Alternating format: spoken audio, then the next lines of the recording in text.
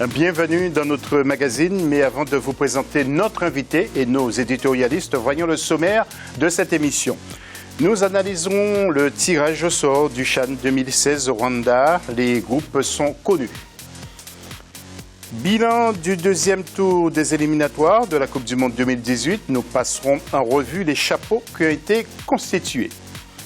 Et enfin, nous reviendrons sur un autre grand classico en Europe, Real de Madrid contre FC Barcelone, où Benitez jouait son poste. Nous vous en dirons plus dans quelques instants.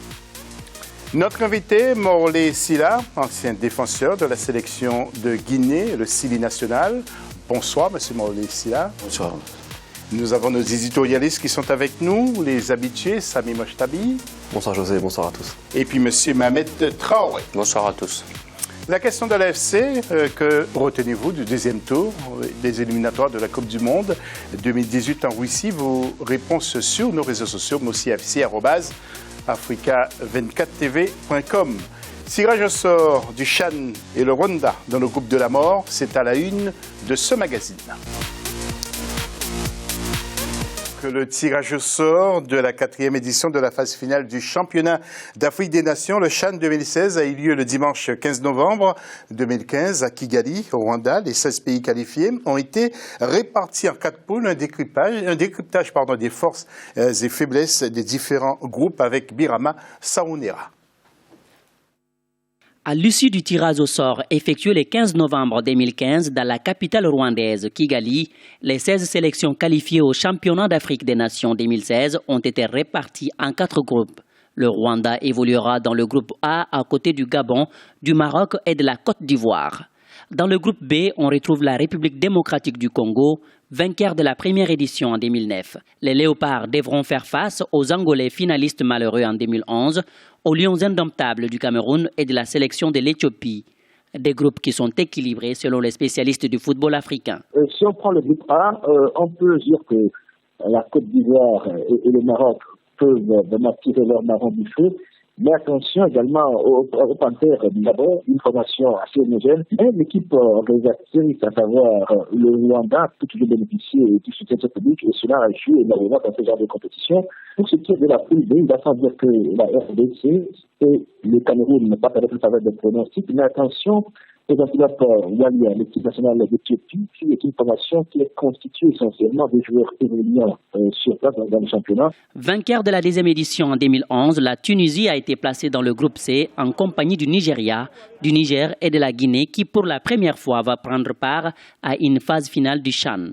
Concernant le groupe D, le Zimbabwe, qui est l'une des 2 équipes avec la République démocratique du Congo à avoir joué toutes les précédentes éditions du CHAN, va croiser au premier tour de l'édition 2016 le Mali, l'Ouganda et la Zambie. La Tunisie, le Nigeria, on n'a pas également avec le travail de pronostic. Mais attention, les Tunisiens et les Nigériens doivent faire extrêmement attention face aux Guinéens et aux Nigériens qui, ma foi, iront passer cette compétition, n'est-ce pas, la faire au bout du fusil. Maintenant, pour ce qui est de la poule B, attention à l'Ouganda, le crème, donc l'équipe nationale d'Ouganda, cette formation a trouvé et qu'elle a de la qualité et surtout qu'elle en veut. Puisque cette formation a battu quand même une équipe phare du continent, à savoir le Togo, en aller-retour 1-0, allez, 3-0 à Ouganda, Kampala, lors des éliminatoires de la Coupe du Monde. C'est le Rwanda qui accueillera la phase finale de cette 4e édition du CHAN. 16 pays prendront part à cette compétition exclusivement réservée aux joueurs évoluant dans les championnats nationaux. Elle se déroulera du 16 janvier au 7 février 2016.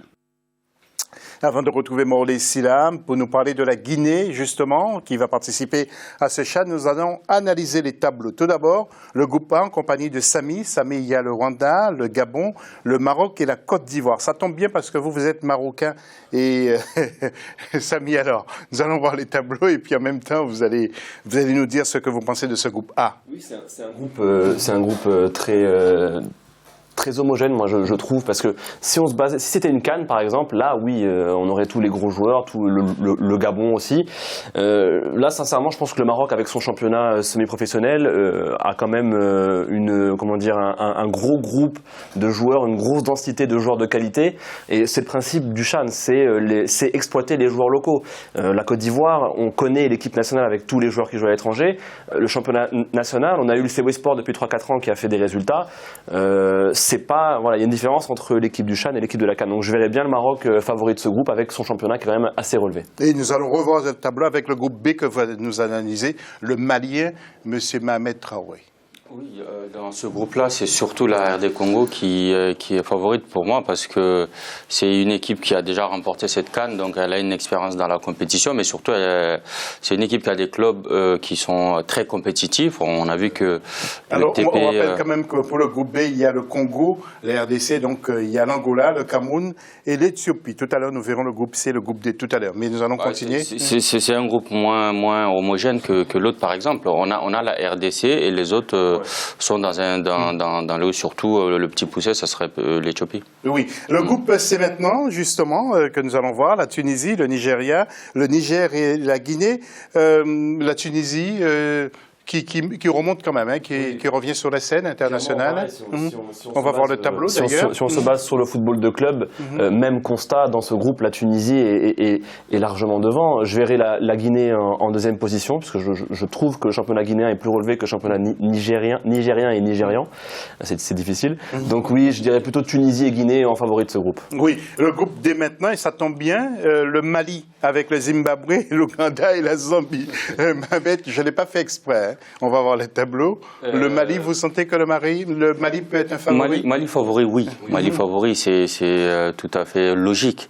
Après, c'est une équipe qui va évoluer dans une poule où il y a des 3 clubs qui ont à peu près le même football. Fight Spirit, c'est le Zimbabwe, la Zambie. L'Ouganda aussi qui a créé la surprise en éliminant le Togo pour les éliminatoires de la Coupe du Monde. Donc le Mali aura des clients assez tenaces. Il va falloir faire attention, mais sinon ils ont été quart de finaliste la dernière édition. Le Mali a les ressources pour aller loin. Attention à la préparation et aussi vu que le championnat est arrêté, comment ils vont se retrouver à cette compétition-là. Voilà, le CHAN. Et maintenant, je me tourne vers vous, Morley Silla. Sami Mochtabi, et j'ai vu que vous le regardiez avec un œil assez bizarre. Il disait que la Tunisie, dans le groupe, devrait être devant la Guinée. Qu'est-ce que vous lui répondez? Bon, moi, je ne peux pas, franchement, c'est son point de vue. Hein. On ne peut pas aller à l'encontre de ça. Bon, ce qui est sûr quand même, il a raison, le championnat tunisien n'est pas mal. Et ce qui est sûr aujourd'hui, notre football aussi est en train de revenir sur la scène internationale. Ah, même chez les jeunes, hein? Même chez les jeunes, parce qu'aujourd'hui, on est présent partout, hein, au niveau des jeunes, au niveau... Bon, la Guinée est qualifiée aussi pour la Coupe du Monde. Ouais. On est pour les poules, et en même temps pour la CAN senior. Et CAN, comment on appelle ça, locaux. Et ouais. Moi, je pense les joueurs locaux, effectivement, ouais, c'est la première fois qu'on participe quand même à cette phase finale. Et moi, ce qui est sûr aujourd'hui, je sais que la Guinée va faire un grand tournoi. Et même si Sami dit qu'aujourd'hui la Tunisie va passer devant. Bon, l'essentiel, c'est qu'on fait dans la poule qu'on puisse vraiment se qualifier parmi les deux équipes qui vont se qualifier. Oui. Ouais. Sami et Mohamed, en 2 mots, je voudrais que vous nous expliquiez aux téléspectateurs surtout la Guinée pour la CAN. En Guinée équatoriale, c'est très bien comporté, la Guinée-Conakry. Chez les jeunes, on voit dans les compétitions des jeunes, les jeunes sont très bons. Comment expliquez-vous ça vous? Oui, c'est vrai, on en parlait en off avec Mohamed. C'est vrai que la Guinée a maintenant un réservoir. Je trouve qu'ils se sont bien réadaptés. Ils ont bien réagi. Leur football était un peu morne, il faut le dire, ces dernières années. Et je pense aussi qu'ils ont aussi plusieurs joueurs maintenant de renom en Europe, des joueurs à l'évocation, on les reconnaît tout de suite. Et Luis Hernandez peut rebooster ce football? Bien sûr, et ça, oui, c'est vrai que ça a beaucoup aidé aussi. Ça a mis la lumière sur la sélection, et il faut pas se leurrer. Moi, je ferai une distinction parce que ceux qu'on vient de parler, le CHAN et les U20, ce sont des joueurs locaux. Et là, c'est vraiment le travail des mécènes du football guinéen, je les appelle comme ça, le président du Oroya, des autres clubs qui injectent de l'argent dans le football, dans la formation, etc. Je pense qu'il y a 3-4 ans, Amara Simba était parti pour aller travailler dans un centre de formation. C'est les résultats aujourd'hui. Donc, il y a ce travail-là qui est fait. Je pense que la fédération aussi est en train de se gripper à ça pour permettre d'avoir une bonne organisation autour de l'équipe. On a vu avec l'arrivée de Luis Fernandez, de Amara Simba et de Kaba Diawara, ils ont eu des difficultés au début. Là, ils sont en train de rectifier le tir. J'espère que ça va réjaillir. Il va y avoir une complémentarité entre les deux, en fait. Voilà, nos deux experts éditorialistes, Sami Mochtabi et Mehmet Karoui. Nous parlerons bien sûr un peu plus tard de la Guinée. À tout de suite, nous allons retrouver Roger Itoto qui nous fait un petit point sur ce tirage au sort justement du CHAN au Rwanda. Roger Itoto. Les groupes sont très homogènes. Et donc on va insister à des gros matchs parce que quand on regarde la plupart des équipes africaines, elles sont bien armées. Un exemple qui m'a plu comme le Ouganda. On regarde l'Ouganda, il y a la plupart des internationaux, c'est des joueurs qui jouent, c'est des locaux. Donc c'est le niveau, on va insister à un niveau très intéressant. Il y a des équipes qui ont démontré par le passé ce qu'elles étaient capables de fournir, de faire. La RDC en ce moment, c'est en train de démontrer et puis ils sont premiers dans un groupe qui est intéressant aussi, mais qui va être très élevé avec l'Angola qui était finaliste en 2011. Et le Cameroun qui ont échoué en quart de finale en 2014. Pour moi, je vois les RDC qui sont pas mal, oui. Et nous allons retrouver maintenant Joseph-Antoine Bell. Alors Joseph, à propos de ce CHAN, la dernière édition a été remportée par la Libye qui a empoché quand même presque 700 000 $. Ce n'est pas rien. Est-ce que c'est une épreuve justement, Joseph, qui permet au football africain d'évoluer encore plus, Joseph-Antoine Bell? Je pense que la CAF fait beaucoup d'efforts, c'est bien, c'est louable. Le CHAN fait-il partie de l'évolution ou du loisir, carrément, de la routine?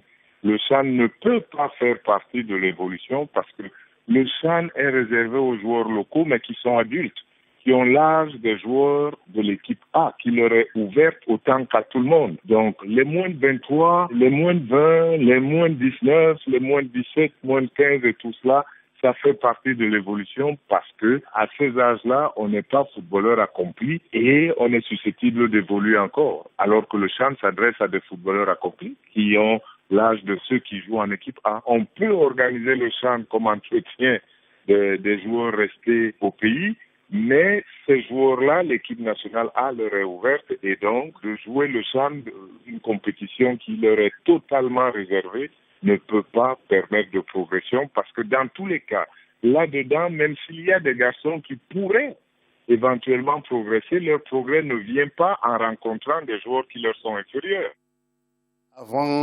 Avant de consulter les infos en bref, messieurs, un dernier mot sur ce CHAN.